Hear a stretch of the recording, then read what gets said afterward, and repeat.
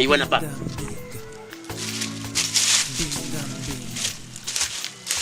Mbinga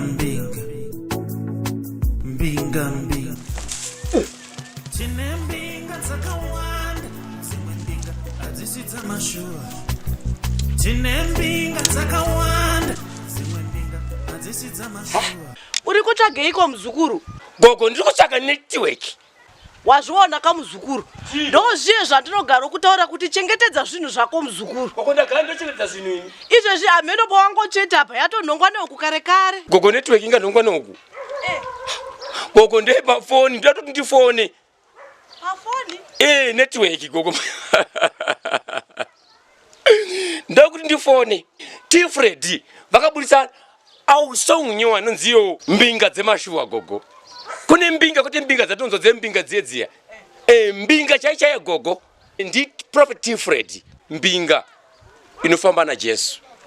Mbinga munhu ane mari but ichitungamirwa na Jehovah. Mapaona vamakataura zvavo zvanotaura vamukati mumwe uchitira zvavo zvanotaura sati aiwa kasoka chikanetsa gogo. Kanetsa. Yabva network. Hello. Ya song ya Tifred ya mbinga yemashuwa ya anofamba na Jesu. Thank you.